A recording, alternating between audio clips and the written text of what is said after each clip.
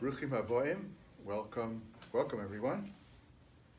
Congratulations on getting out of the house a couple of days before Pesach. I know everybody's busy getting ready. Just to give our learning sponsors, to give Hakar Satov to those who sponsor the learning here. A year of learning for Rabbi Dr. Chaim Shapiro, Harav Chaim ben Shlomo Aharon. A year by the learning friends in memory of Saul Chapman, Yisrael Kalman ben Moshe. A year by the friends of Judy Garber in her memory, Yehuda Bas Shalom. A year by the friends of Alvin Greenfield in his memory, Avram ben Yaakov. A year by the friends of Dr. Sonny Meiselman in his memory, Nisan Yitzchak ben Shlomo Zalman. A month of learning by Chaya and Sal Minzer in memory of her mother, Blima bat Lipo. A month by Judah Klein in memory of his wife, Chini Chana Leed bat Peretz. A month by my wife Mindel and me in memory of my father, Moshe ben Reuven Mordechai. A month by Rabbi Dr. Moshe Kranzler in memory of his wife, Esther Riva bat Betzalel. A week by Sharon and Michael Glass in memory of their friend Esther Shepetowski Kranzler, Esther Riva bat Betzalel.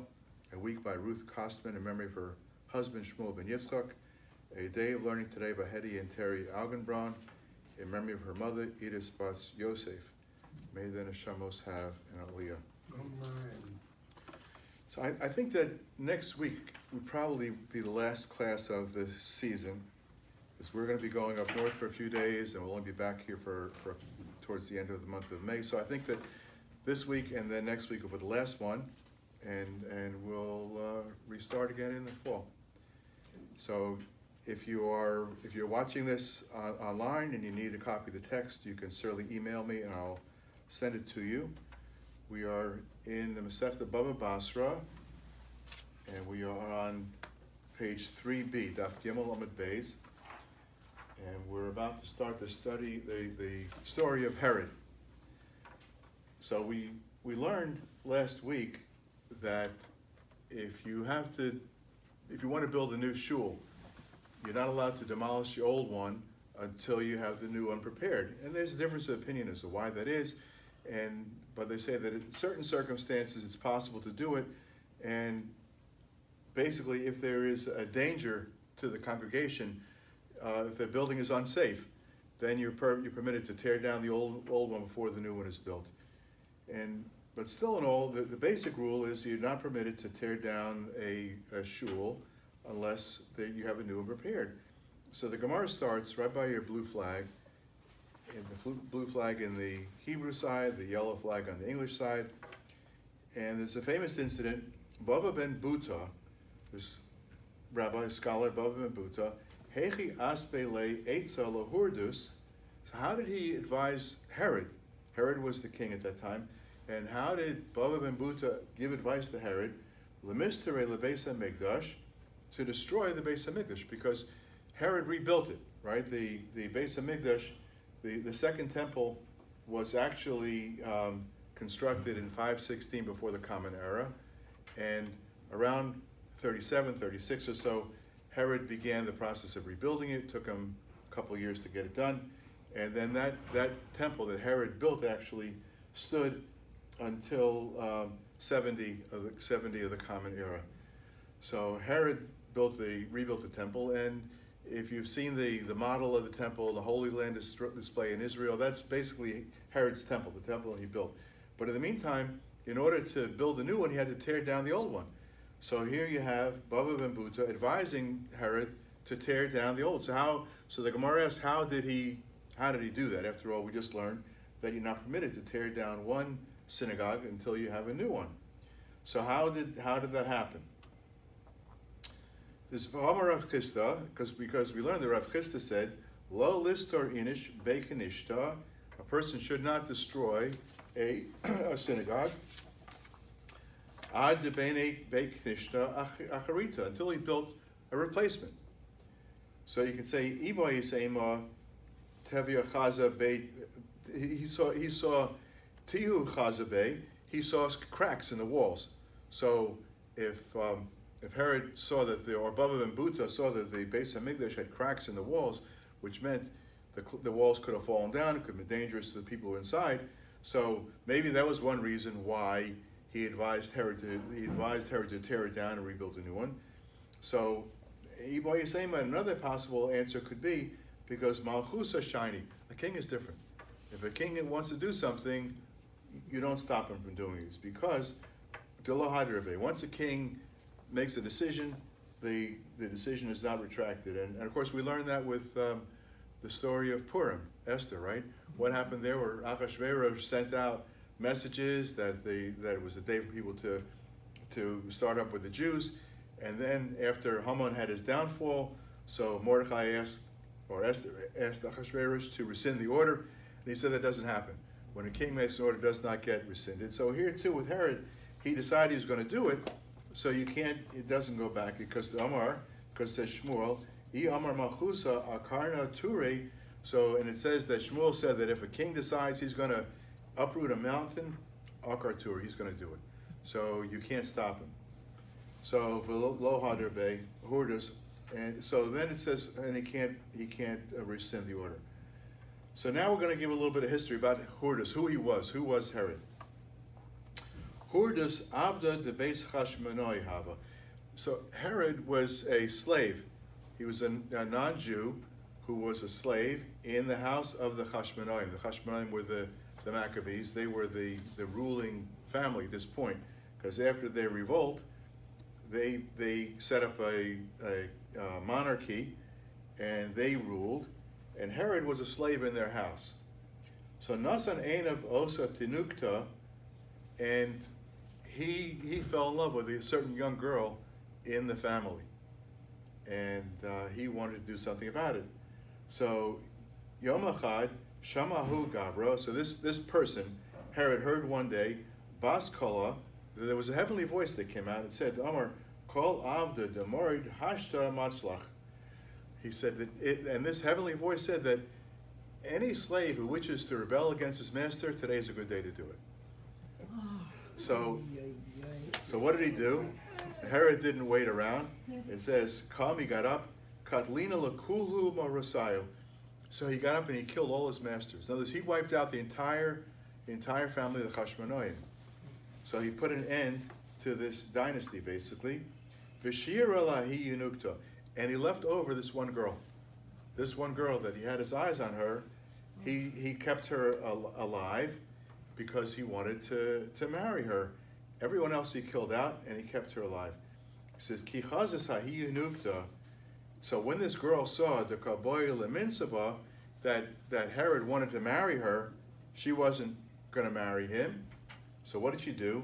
Sa'akal igra, she went up onto the roof of a building. V'rama kola, and she called out in a loud voice, Amra, Kol man de asi, v'amar mi beis chashmonoi kasina. So anybody who thinks, she realized what Herod was up to, that he was going to declare himself to be the king. So she publicly announced as loudly as she could on top of this roof that if anybody thinks that Herod, if he declares that he's a king, and anybody thinks that he is from the family of the Chashmonaim, Avdahu, he's really a servant, he's a slave, below Ishtari Menayu, and he freed himself. In other words, a slave is the property of his master, has no right to free himself. The master has to agree to free him. And so she said that no one should think that Herod is a legitimate king. He's basically a slave. He freed himself. And then what happened? Ella hahi yunukta. And then she said that he had his eye on her, right? Hahi yunukta nafla me'igra la'ara. And so then she basically jumped off the roof, committed suicide. Okay? So then what did Herod do? He was still in love with her, he still wanted to be the king. He says, Tamana Sheva Shnim Meduvsha. So he preserved her body in honey for 7 years. Ikadamri says, some say he did it because Bo'aleha, because he had a desire for her, and during these 7 years he preserved the body in honey. He actually had relations with the dead body. Okay? And Ikadamri, they say lo ba'aleh, and some say that he actually did not do that, but what happened was he preserved the body. So I guess when someone would come to visit the royal court, he would be sitting on the throne, and sitting next to him would be this body, and he would make it look like there's the queen sitting there. So because in that, so then what we do, so Amri Law said that he didn't have relations with her. So some say that he did it because he kept her alive because he wanted to have relations with her. And some says the Amri Lo Boile, they did not have relations with this dead body, the Tumana, because Kiecha de Nemru Bas Melech Nasav, because everybody should think he married into the royal family, and that's why he was sitting on the throne. So he kept her body preserved in honey. I didn't know that worked, but I guess it does. And so then he would sit her up, I guess, on the throne next to him, and people could see that he married to the royal family. Therefore, he was legitimate. He had the right to be there. So, and he said, Amar man de darish mekerav achicha tasim alecha melech. So we learn in the Chumash when it talks about appointing a king. So the Torah says, and it's in Devarim, and it's the 17th chapter, Parak Yud Zayin, Pasuk Tesva, the 15th Pasuk. It says, Som tasim alecha melech.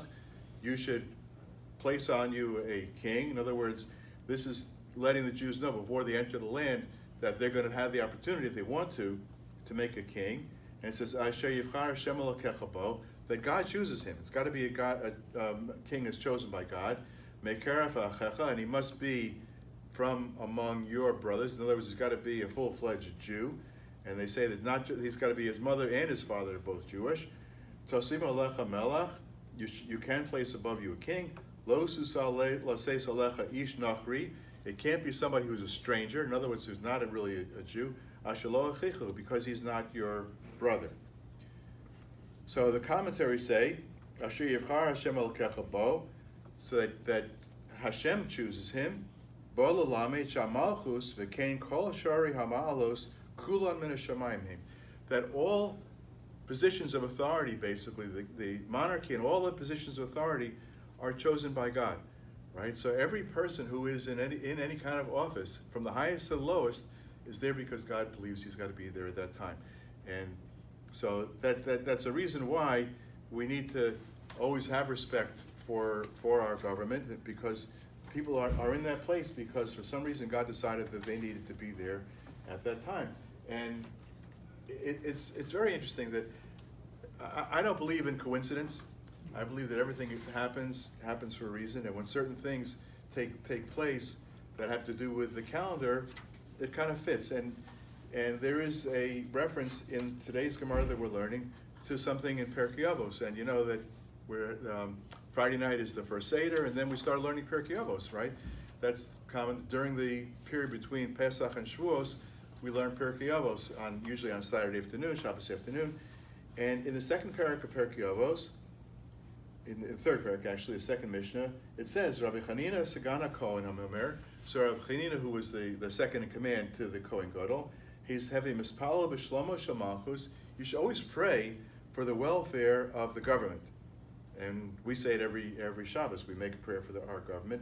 She'el mole mo'roa, because if not for the fact that people were afraid of the government, ish es reyehu chayim b'loho, that that the strong would basically swallow up the weak. So it's interesting that here we are, Pesach is coming, and we get a reference in our Gemara today to something that we would learn between Pesach and Shavuos. So going on with the Gemara, so it says that he's trying to prove that he married into the royal family. So then what happens? So he was afraid. He was afraid. Man Dorish. So who would be the one who would be interpreting this pasuk? That's Mikerev Achicha Tasim Alecha Melech. Who would be the ones who would be able to? Here's Herod. He set himself up as a king. Now he realized that he's going to have trouble. Why? Because the rabbis are going to come and say, they're going to protest. And they say, you don't fit the qualification. You don't have the resume, right? You are not a natural born Jew from a mother and a father who are Jewish. So the rabbis would come up and point out that he has no right to be there. So the rabbi, so what did he do? Kom katlinu lekulhu rabbanon. He went and killed out all the rabbis. Right? This is very common, right? So that people, if they have enemies, they're afraid of them. He killed all the rabbis. And Shavke lebava ben Buta, and he kept one alive. Just this person, Bava ben Buta, who is the subject of our story today, Lemishkal Eitzavine, because he knew that he might need to ask advice, and he kept one wise man. This Bava ben Buta kept him alive, and he was going to be, at least he's there for advice. Okay, now we turn over to the next page. We're on 4a, Dalet Amud Aleph.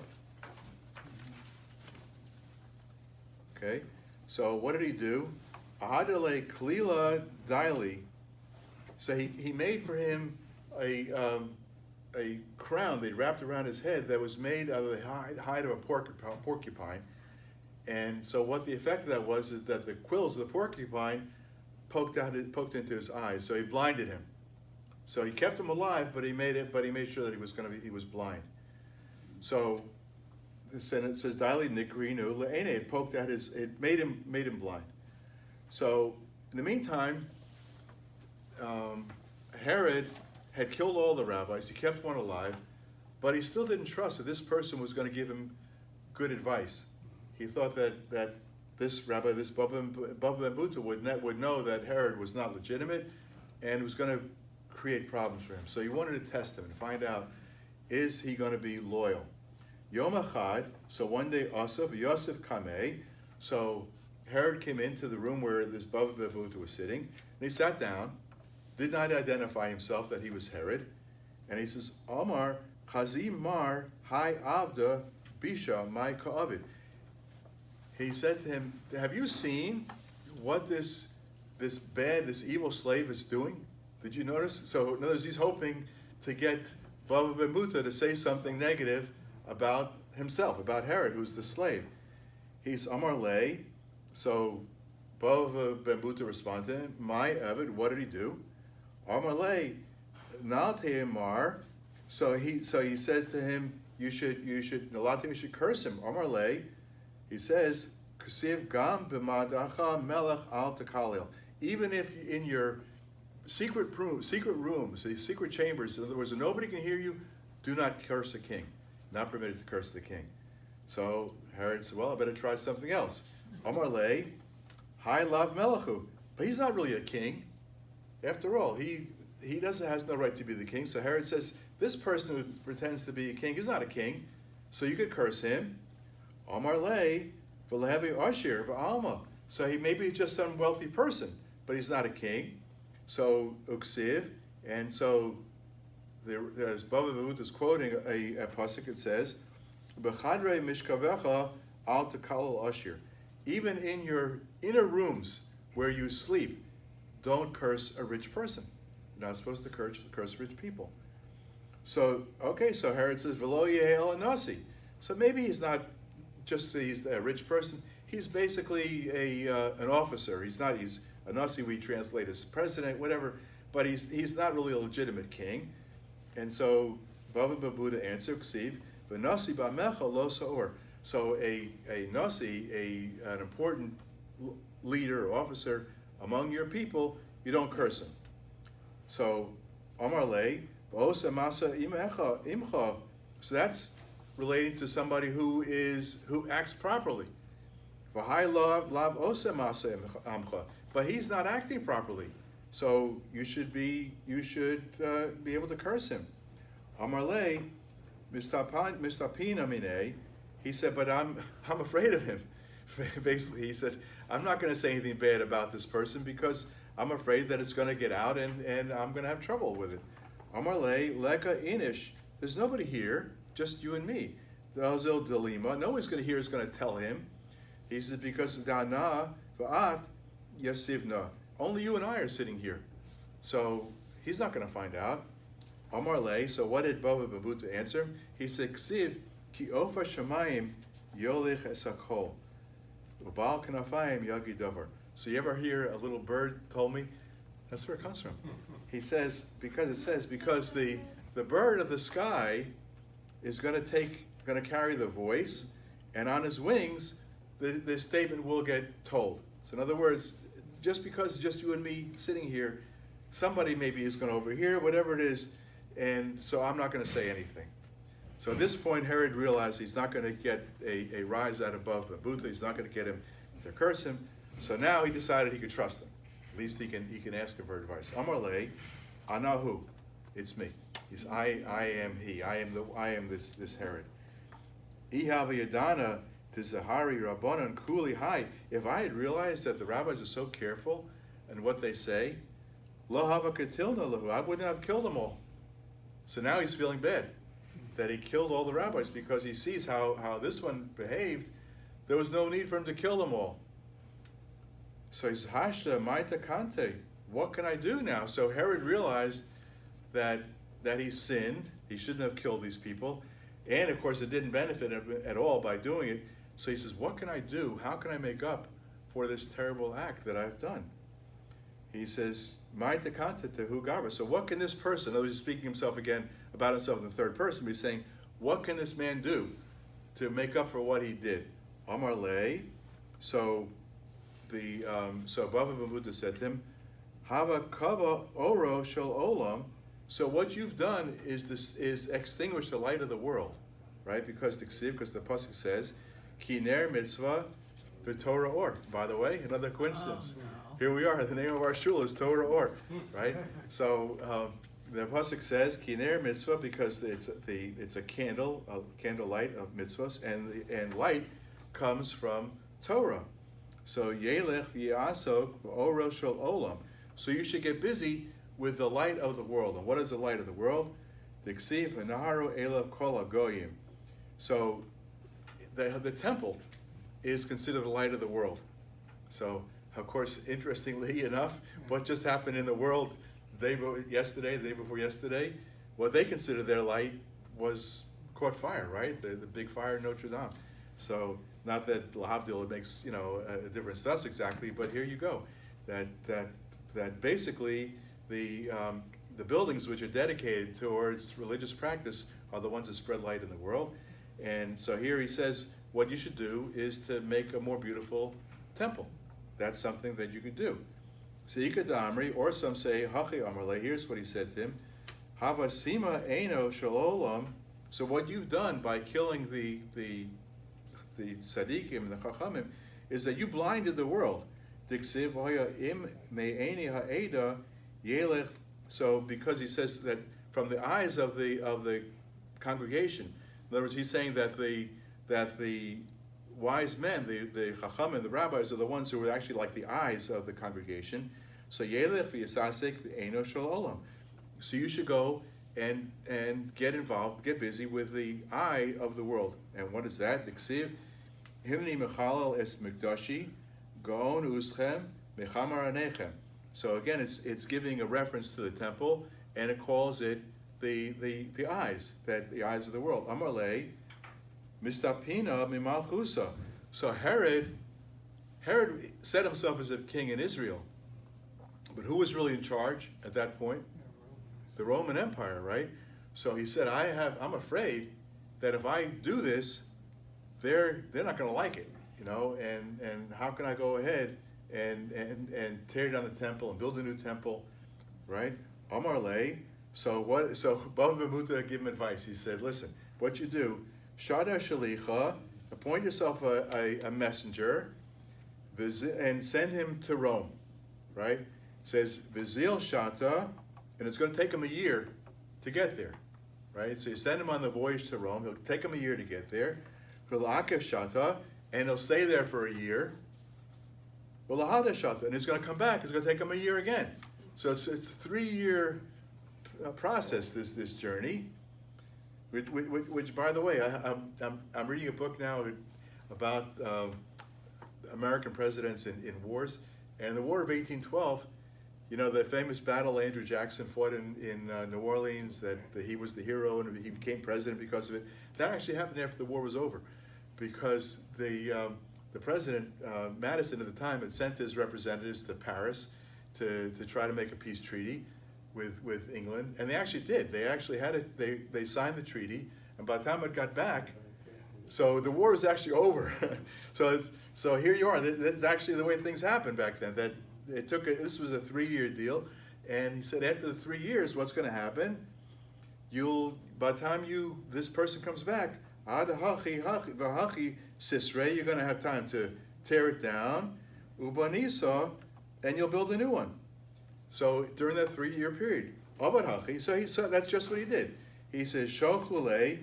So what was the response that came back from Rome after the 3 years? Imlo sasarta al tastor. If you haven't torn it down, don't tear it down. Im sasarta, and if you did tear it down, al tivni. Don't build up a new one. Im sasarta ubanisa. And if you did tear it down and you did build it up, avdi bisha basar davdina. So you basically are a bad servant. That you did what you should not have done. And bad servants, basar davdin mismalchin. So what they do is if you're a bad servant, you do that thing that you shouldn't have done, and then you ask for forgiveness. And that's basically what they said to him. That's what he did. Instead of asking for permission to do it first, he went ahead and he did it. So he acted like a bad slave, a bad servant, and he's now asking for forgiveness. Vim zaynach olach sfarad kan lo. So and if you did such a thing, lo recha v'lo bar recha. You're not a king, and you're not the son of a king. So Hordus kalne misavid. So he felt he was upset about what happened over there, and he was trying to make up for what he did. So my recha malchusa. What does the word recha means malchus means king. Diksiv, because there's a pasuk in Shmuel. It says Anochi yom rach u'mashuach melech. So this is talking about Shaul, King Saul. He says that I am. He used the word rach, which is like recha. He says that the recha applies to a king. V'boy same, or it could be from another place where the same word is used. V'yikru lefan of avrech, that when Yosef became the viceroy in Egypt, they called him avrech. And avrech, just like the same word as recha, so that's another reference to it, that this word means a king. So in any event, they're saying that he was not a fit king. Amri mishalo ra, but now okay, the incident happened, he did what he wasn't supposed to do, but in the meantime he built it. And the Gemara says, mishalo ra binyan hurdus, if a person never saw this building that Hurdus built, la ra binyan na'a miyamav. Never saw a beautiful building. In other words, he made such a beautiful building, there was nothing like it anywhere in the world. But my benai, so what did he use? What did he build it out of? What material did he build it out of? Amar Rabba, so Rabba says, Ba'avne shisha umarmara. He built it out of marble, white and green marble. Ikeda Amri, some say Ba'avne kuchla shisha marmara. Some say he built it out of blue stone, and also white marble and green marble. So apik shafa va'ayil shafa.